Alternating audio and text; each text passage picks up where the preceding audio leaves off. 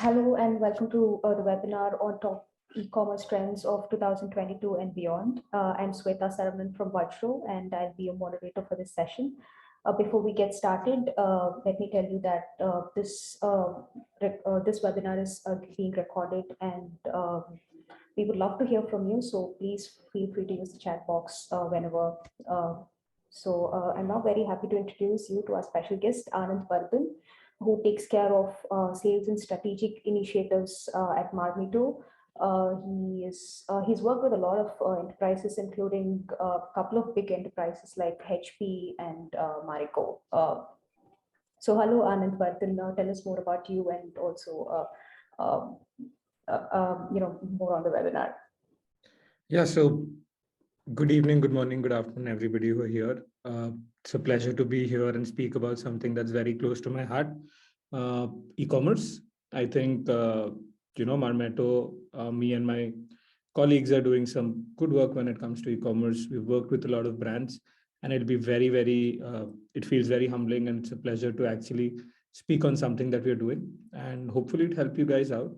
So Shweta, I'll just start with the presentation. Just let me know if my screen's visible, okay? It's visible, yeah. All right, so the topic that we're going to discuss on is top e-commerce trends for 2022 and beyond. So I'll start with a small story that, people in India talk about. So there were three blind people and they were asked to touch an elephant and then describe how an elephant looks. So, when they touched the trunk, the person who touched the trunk told that it looks like a snake. The person who touched the feet kind of told that it's like a trunk of a tree, and somebody who touched the stomach actually called the elephant a drum. And in today's context, that elephant is e-commerce. And it's so huge that all of us are actually touching a small part of the entire mammoth that it is. And we're trying to derive our derivations out of those. I'm kind of here to tell you that I'm lucky enough to have seen the complete elephant, and it's pretty huge.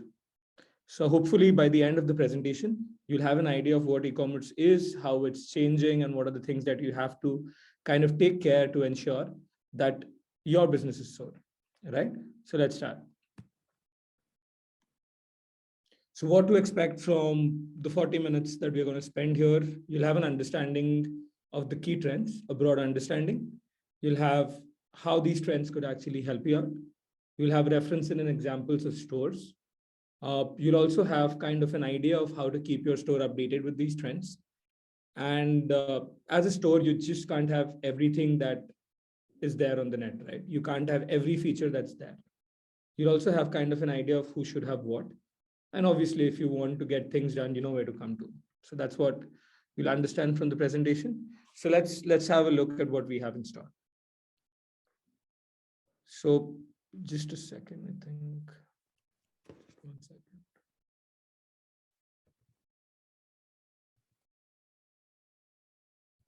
All right. So what does Marmeto do? We call ourselves e-commerce enablers. We are people who believe that anybody can go online. We kind of derive this e-commerce go-to-market, and we've been involved in it for the last 4 years.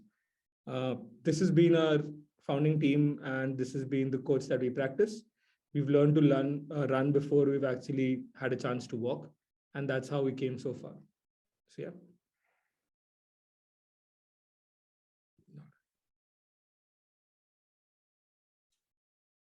So let's see what are the e-commerce trends that are there. How can we help it? So there are three things.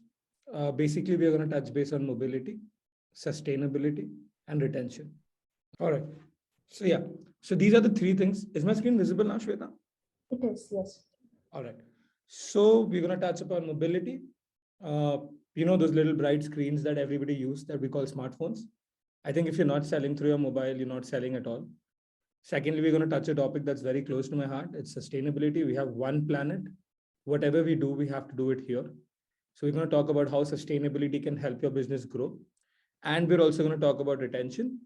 So like Pareto says, 80% of your business comes from 20% of your consumers. And that is what we're also going to talk about how you keep those people engaged with your website. So let's see how mobility is changing the world of e-commerce. There are 3.8 billion people with mobile devices. 10 billion mobile connected devices are currently in use. Out of the entire chunk of e-commerce that's there, we had 52.4% of the business being done from mobiles. It's expected to increase to 73%. The forecasted business value at the end of 2021 is 3.5 trillion US dollars. So that is something how big mobility is. So now we move into why this has become a factor, why having an interest in mobile solutions, mobile e-commerce is one of the key trends in 2020. So you can browse on your, wherever you are. So 3 newspapers and a bagel in one hand and a cup of coffee in another, and still you'll be trying to find out space and time to actually browse on your phone. That's the life of every individual after the age of 13 right now. So you browse on the go, it gives you complete freedom to do whatever you want on your phone, wherever you are. You have an enhanced experience. The sites load faster. You have geolocations and you have a very personalized approach when it comes to phones and when compared to your laptops and your desktops. With the emergence of mobile wallets, you have an option of a very different form of payment gateways that you have. So you have the liberty of choosing how you pay. You have a larger reach of customers. Everybody who's actually walking and talking has a phone right now, and invariably it has to be a smartphone. And with that, to top it all, the icing on the cake, you have the power of social media with you. So combined all of these, I think it's one of the biggest trends that are going to happen, and we need to capitalize on that. Out of the million things that you could do, there are 3 things that we believe will actually help you change the game. One is the checkout experience, the second is social media, and the third is extended reality. So in the next few slides, we'll actually touch upon these and see how these can be implemented. So this is the quintessential question that everybody who tries to get into e-commerce, tries to refine their site, has to answer. Is a quicker checkout a better checkout? So, whenever we discuss e-commerce, we actually want the consumer to pay the money fast, and we want to reduce this time he spends on checkout. But that's not the question that needs to be answered. There are a lot of features, a lot of points, a lot of difficulties that people face, and speed and customizations and features go hand in hand. So let's look at, what are the major features that becomes a problem. So whenever we have shipping, we have taxes, we have fees, the consumer needs to know about it. You don't want him to actually check out and then come to know that he's bought something for $10 and he actually ends up paying 17. He will never come back. You might save 3 seconds of his time by skipping on all the details. You might save in 5 seconds by not letting him read the refunds, reorders, the instructions that are there. But you're very, very sure that the 5 seconds that you've spent, you've lost a consumer. So the major parts, the problems that people face are extra costs. You want somebody to create an account, it's very good. You will have him for targeted marketing later. But always remember this, you want a consumer to fill in 5 or 10 fields when he's walking in traffic in the sun. He's not going to do that. You allow him to check out with the guest, and maybe on a silent day, he comes back and he makes his account. So you need to have people checking out as guests.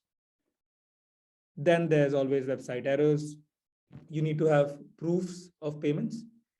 If I'm asking you to pay me a certain amount of dollars, I need to tell you that this transaction is under regulatory acts.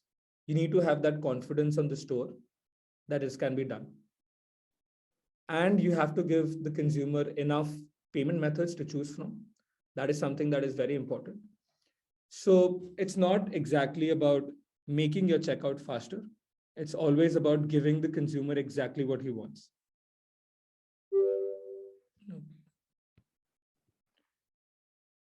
Moving on to social media.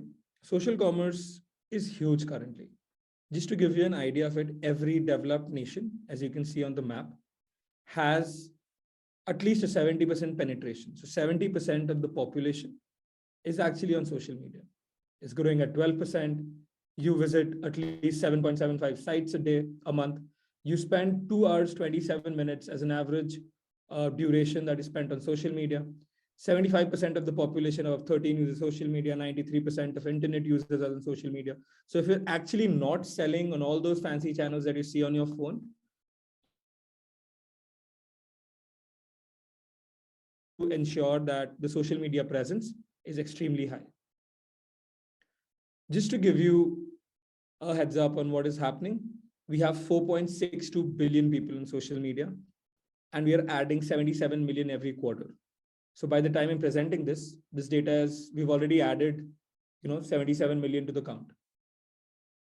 Everybody comes in and tells you of these fancy sites, new social media leverages that you can actually go to new channels. But the quintessential Facebook, YouTube, WhatsApp, and this is where the world is. And if you're not selling here, then you're not selling at all. So how do you reach your consumers? The first is through in-app purchases. The second is through shoppable posts, shoppable ads. Uh, Imagine you have to buy this kind of t-shirt that's red in color and you've always doubted whether it'll look good on you. And you see your favorite superhero, favorite, movie star or people you see in ads actually wearing them. It gives you a proof of concept that, people you respect, people you look up to, uh, influencers are actually wearing it and people are liking it. So you have to have influencer content and you have to have videos and media leading to e-commerce sites because that increases engagement. So what are the exact benefits that you get from social media engagements?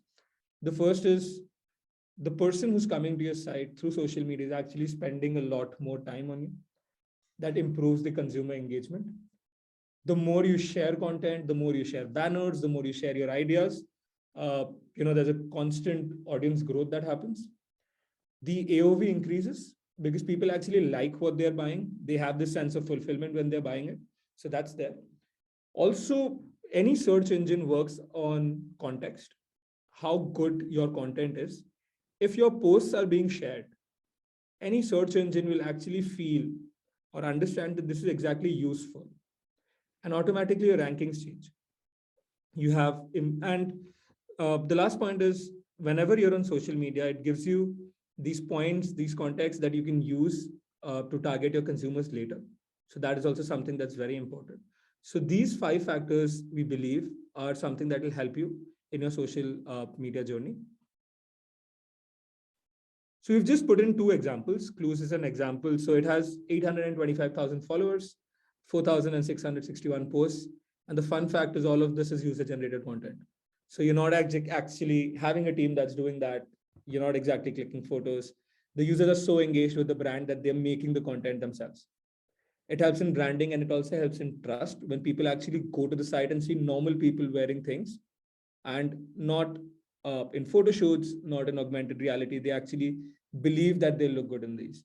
So this is something that you should have. You should have a lot of user generated content. You should integrate your feeds to your sites and allow your users to go to these feeds and actually see how people are using your products. When you come to Sephora, it's a brand that everybody knows. Whenever you go to their page, they'll ask you, they can easily ask you which perfume or which deodorant you want to go to. But they'll ask you 10 questions, 20 questions about the different types of moods, different environments, different times of the day, what you're thinking about. You automatically start believing in the brand, right? You automatically engage with the brand. The next time you go to shop, these questions stay in your mind. So there's a perfume that's a perfume by a name and a product and an add to cart button, but it has this entire environment where it lets you feel that you're walking through a serene garden. And these are the things that help you increase your average order value. Okay. So now what is extended reality and why do you need it? So when you're on e-commerce, you're not actually feeling and touching the product. Now with something that you've bought before, it's very easy for you to compare the experience and buy it. But when you're buying something new, you need to completely feel the product, right?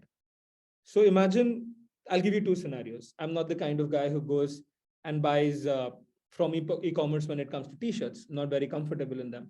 So it's always been a retail store journey for me.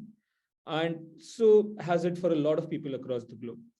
Now, if I have an e-commerce store, which allows my avatar to come online and I can see how that t-shirt fits him, right? I will never go to any retail store again. I'll always buy it from that particular e-commerce store because you're replicating the brick and mortar experience on a pure play environment. And that's something that everybody cherishes. Walking to a little more complex example, you want to study and you need a table and a chair, you want to work. How do you know what is the exact size of the chair that you need for that table? How does 5 images from different sizes, different angles, lets you know that this is the chair for the table?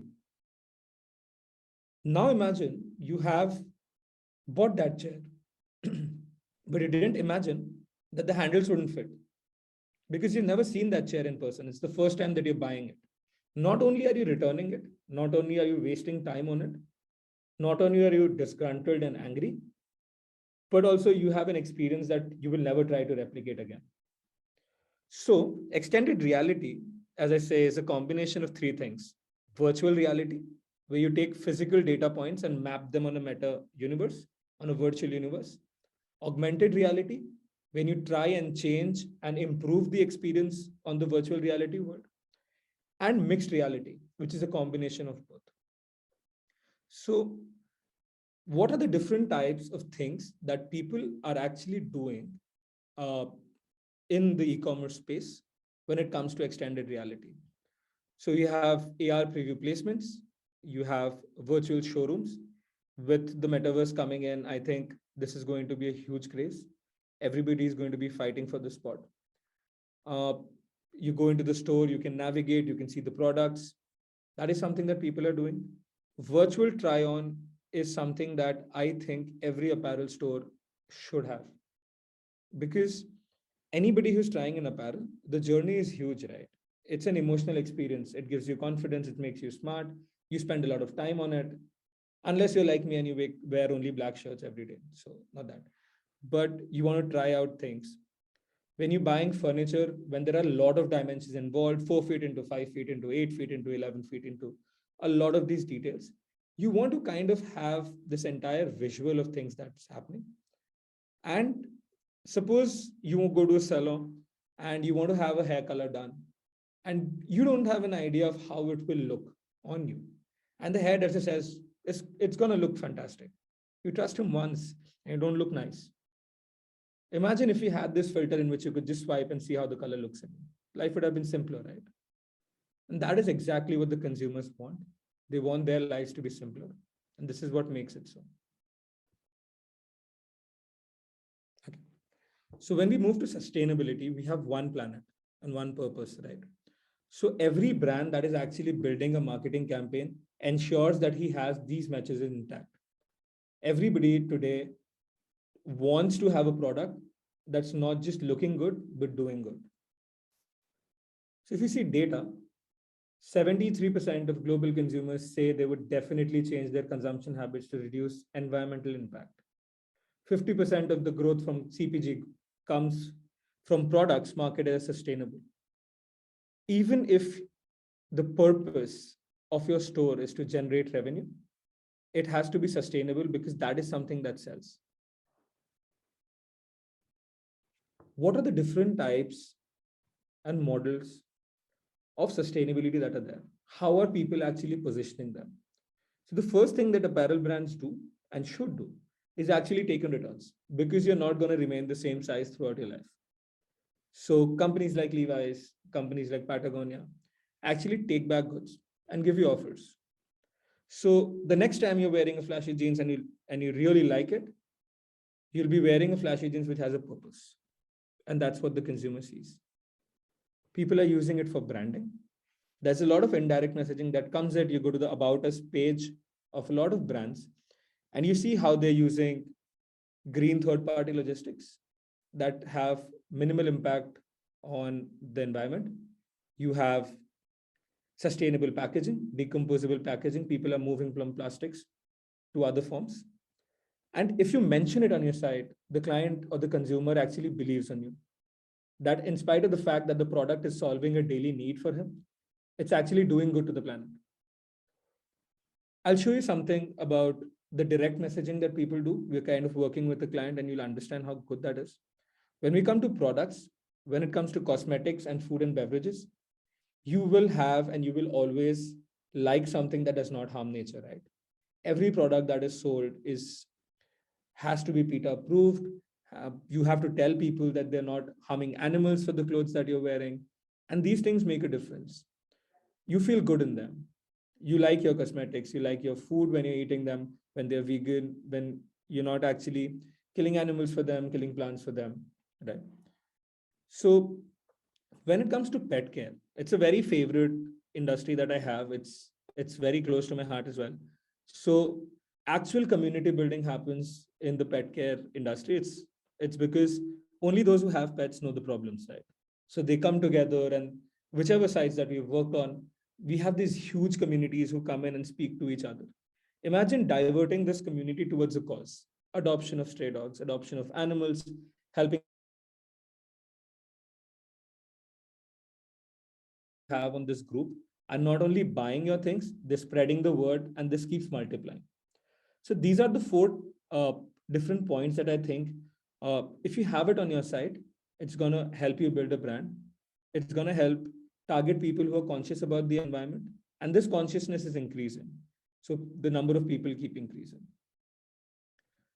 This is a small project that we started with our uh, store owner, a business in the United Kingdom. The only thing that the entire site does is helps you revive the environment.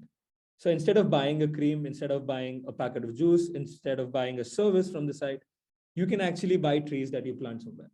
So you can buy 50 trees in Haiti.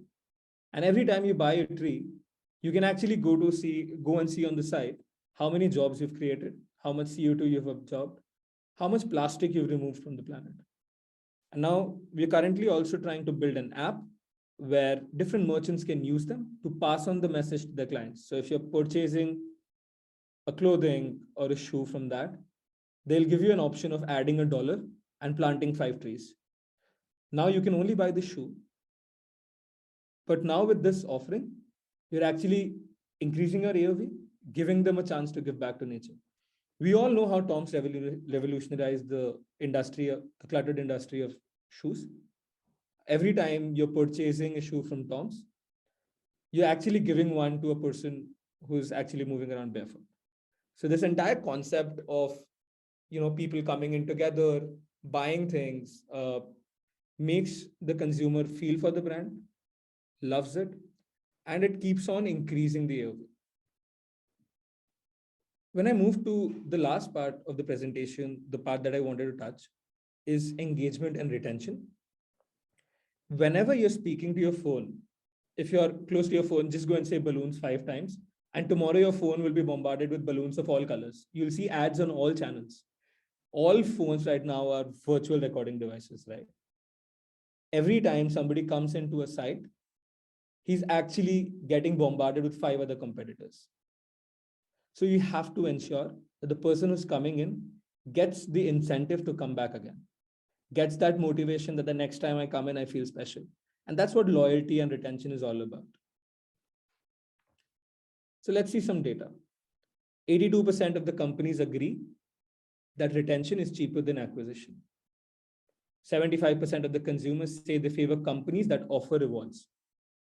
Because why else would I come and buy from your store if you do not value the time I keep coming in? I can go to any store, and trust me, the easiest way of challenging the brand at the top is to cut prices.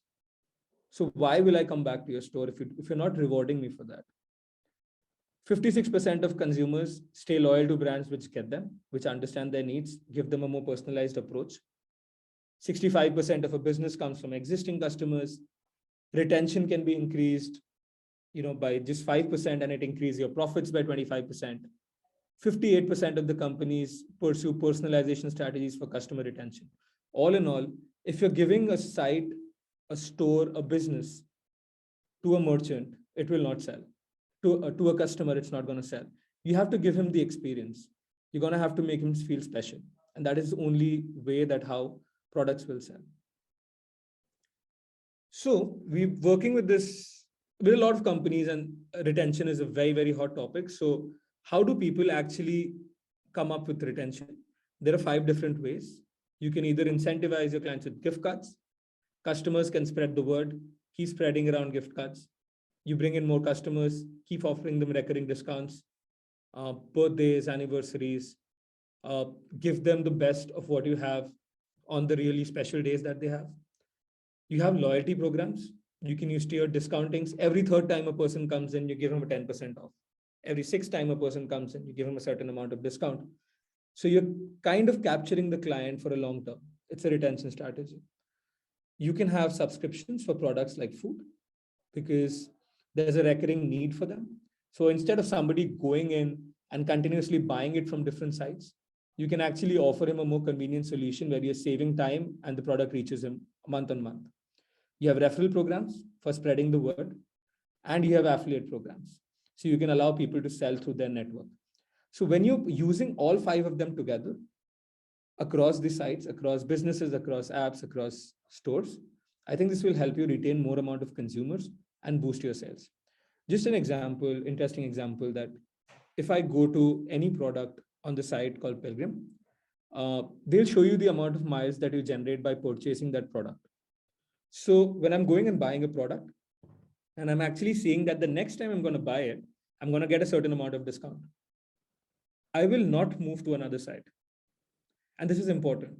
It hits you right at the spot. So whenever you go to a product page, you see the number of miles you have. That's the loyalty points they have. Whenever you're buying something, you know the exact amount of discount that you're going to get. And this will allow you to stay on the site. This will not allow you to move past. So this is something that is also there. Now, moving on. I think the key takeaways that I've mentioned is you know what to do. When you go through the deck, you see the data, you see methods, and you understand what to do. As a store, it's not possible for you to have everything, but you need to understand the fine tweaks that are there. You need to understand what works, and you need to keep focusing on that. All right. So this is the presentation that I had. I'm open to questions. If you're thinking Shopify, you might as well speak to us, right? Yeah, Shweta, up to you. Yes, Anand, that was a very interesting session. My favorite part was about the sustainability. I think we don't talk enough about sustainability. Yeah. So, and yeah, at the other day we also spoke about an example for a company that you were working with on, augmented reality for a furniture shop. How, yes, that was also, I mean, a very interesting example. If you don't mind sharing that example with our Yeah, participants as well. I'll just 1 second. I kind of have a recording. I'll just try to show it. Okay.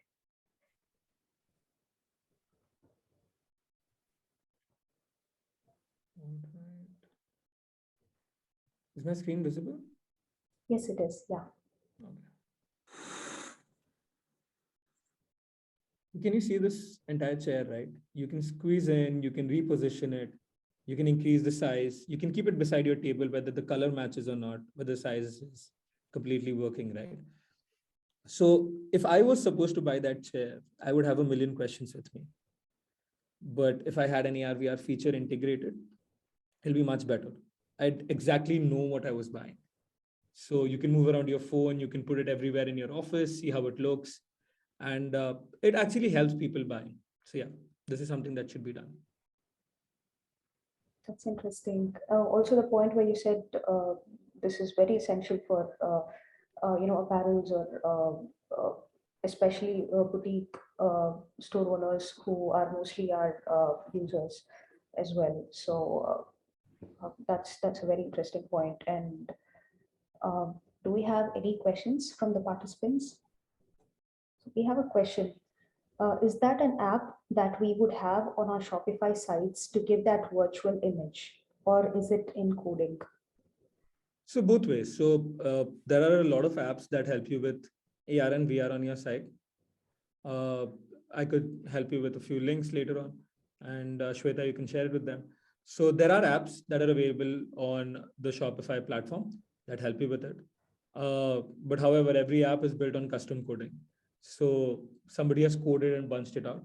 But yeah, you have apps, and we can custom code that as well. So yes, both. There's another question, I think. called planning to move completely to Shopify. Any suggests? Yeah, you should. So the answer is you should. Shopify is great. I think it's a platform that everybody is working on. There are a lot of people who are currently working on Shopify. Uh, we can connect later. Shweta can help me connect, and I could help you with any suggestions. But you should have a basic store, get it online, see the response to it, get a few basic things right, get your products listed, uh, try getting in traffic, see how your stores fare, and then go to an expert wherever in the world and try getting it revamped. So yeah, get your store up, get it up in real short time, get the basic functionalities in, and let it go online and test the public, see how they react to your website. And then once you're done, when you have a proof of concept, go full in, because that's your store. It's not a site anymore. It's not a it's not an app. It's not a site anymore. We call it businesses, and we call it, because e-commerce is huge. People are using it so much. So put everything you have on the site and help build on it. Yeah. I have an app with Vajro. Could we code that to include that virtual imaging on my app? Shweta, can you do it for them? Could you repeat the question again? I have an app with Vajro. Okay. Could we code that to include that virtual imaging on my app? We request you to give us your email ID, and we will get back to you shortly on that. Very Could interesting. you give us your email ID? Yep. How can I use this on mobile phone store? Okay, so use this in the sense the video. Can you just tell me what you're referring to for mobile phone? Yep. So basically what happens is there'll be a small screen on which, if you download it on your mobile phone, it integrates directly. Any app that's on the Shopify app store. There will be a button in which you can kind of go and click on it, and it'll say view the product in 3D, and it'll start your video recording. It'll start the camera, and you can actually reposition it across. So it's only available on the phone anyways. VR and AR are already only available on the phone through the cameras. So your camera turns on, these products come in, you can choose the product, and then you can just place it wherever you want to. You can increase size, you can pinch out, pinch in. That's how it works. Shweta, if you could help me with the email address, I'll send across a few recommendations and maybe how it can be done to whoever's asking this. Oh, sure. I'd really encourage you guys to enter in your email ID, so we could, if it's Sure, easier for us to get back to you. Yep. I'll definitely help you, Hemant. Thank you for looping in your email address. Hello, dear. Can we add a try on button too on my mobile apps? Yes, people are doing it. So it's a little, I think the try on is it's more of the apparel or the accessory industry, maybe, because where you're trying, your consumers are coming in for trials. So if that is the case, there are several apps that do that. And if they don't, we can help you code that. So, it's necessary. It gives you the edge when it comes to your competitors in the market. So yeah, there will be a lot of apps on the Shopify app store that will help you kind of try and dresses. It's a level above from the size charts that we have. Nowadays there is, when you go to shirts, there are virtual try-ons of shirts, virtual try-ons on shoes. So yeah, you can always have that on your mobile app. If Shweta, you can send in the email address and then maybe help with suggestions to blend. Sure, yeah. Thank you, Julie, the sustainability is completely something that everybody should, build on. I think we have this one planet to save, and this is all we can do for it. So yeah, you can use it for a lot of things, and you can, help the planet by doing good. So thank you. We have another question. I'm just starting out with my business, and I feel investing in my website plus Shopify's monthly charges and how it appeals to the customers is something that I should definitely go for. But I'm concerned about the budget involved in designing a store the way I want or feel, and a certain fear if it would turn out well or not. Plus, the time it takes and helps to be successful. Right. So there are two parts to it, right? So the first part is getting a store online. So you take a basic store, Talha, you get a basic store, put in your ideas on it, and Shopify is a do-it-yourself platform. So any basic store can be done. You get it online, see the reaction that the people get, take in suggestions, take in feedback, and then come up with any experts wherever you want to take their suggestions on UI UX development work, and start redefining your site. See, anything that's on the internet, anything that's e-commerce is going to boom because post the COVID and the pandemic, people are actually sitting at home and trying to buy a lot of things. So they're not going to the market, they're sitting at home. And if it's a toy company like the email suggests, well, I'd go completely for it to buy it. But yeah, so I've seen a lot of toy companies that are doing really well. People don't generally want to go through the experience of taking their children out, uh, through a mall, and then there's so many things that happen. It's much easier for a tried and tested online store and getting it from there. So yeah, so Shopify's monthly charges are not that high if you take a very, very basic plan and then build it on it. Uh, and how it appeals to the consumer is only something that we'll know when your site is live. So yeah, we can discuss this and take this ahead if you really want to. It'll be fun. Okay, we have another question. What is your advice for industries that are more niche, like F&B, fashion? You can provide a lot of virtual experience options. But what about industries like a book vendor per se? Right. So a very good question. So everything that's shown is not for all stores to have it. It's for a certain set of industries that actually require that experience. So if you're a book vendor, I'm still trying to find out a use case. Mm, Maybe if somebody likes a very glossy print on the book, right? Does not like paperbacks, like hardbacks, or just want to see the page quality because uh, maybe you store books, you love books, you keep rereading them, you want to see the page quality of the books so that they don't worn out. You can use them. But very good question. I'll come back to you. I'll have a few use cases for you as well. Okay. I'm fairly new to Shopify, less than 1 year. What apps are recommended to get more people to view your website and purchase? I'm currently using the Shopify email marketing and SMS marketing. All right. So there are two kinds of things that you have to consider. The first thing is you need to drive traffic to your store.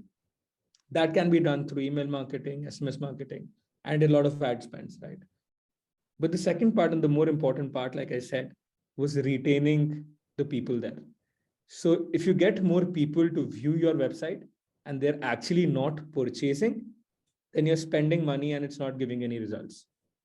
So the apps that you should be actually worried about or actually be concerned about are the apps that will probably help you retain.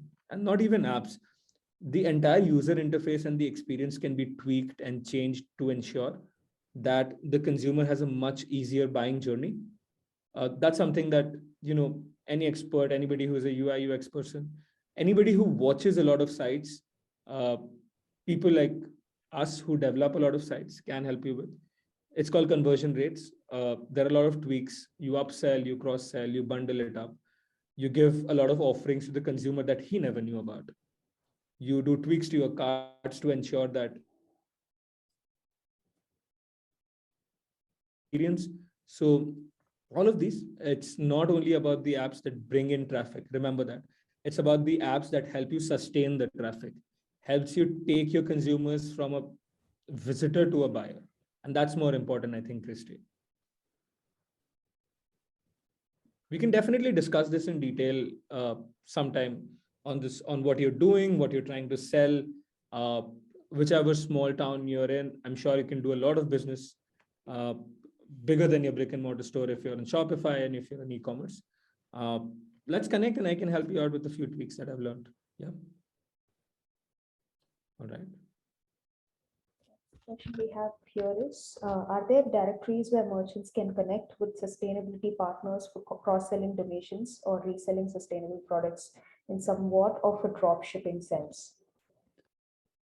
I'm just trying to read the question again. It's in the chat. Yeah. Are there directories where merchants can connect with sustainability partners for cross-selling donations or reselling sustainable products in somewhat of a drop shipping sense? I'll have to get back to you on this if there's any specific directory that's there. But I definitely know a couple of vendors who help merchants with building the sustainability message on their stores and their businesses.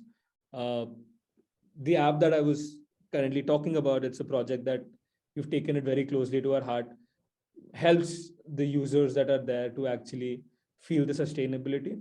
I'll be happy to connect you with them. And reselling sustainable products. So again, I'll have to come back and I'll just check if there's something that's really niche in that, something that some site or a store or somebody who's trying to bring in people who are selling sustainable products. I'll get back to you. I guess those are all the questions we have for now. Okay. The session was lovely. And do you guys only work with high budgets? That's a question for you. Do you work only with high budgets? High is pretty relative a term, to be honest, but Okay. we'd love to work with, it depends on whatever we want to do. I think quality comes with the price. So we don't work with only high budget projects. If you find a purpose in the store, we actually work with it. So we've kind of helped a lot of small merchants come online because we feel that, if we invest our time and our expertise with them, they're going to grow into a huge business, and that can be a game changer. So no, we do not work with only high budgets, but yeah, I would love to chat and help you out if we can. So I guess that was all the questions we have right now. Do we have any more questions? Do we give some more time to our attendees? Or Sure, I can wait. All right, Shweta, I think we can wait for a couple of minutes if there are any more questions. okay, sure.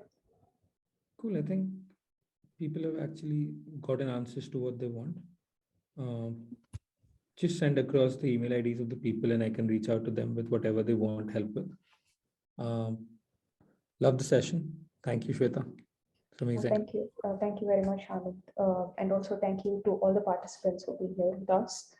And if you guys are new to our webinars, you should know that we do monthly webinars, and you can check our past webinars on vajro.com/webinars. Mhm. So we hope we see you all next month as well. Follow us and also follow Marmeto on social media. Stay up to date with our events like this. Wish you all a wonderful day ahead. Thank you so much. Thank you, guys. Bye-bye.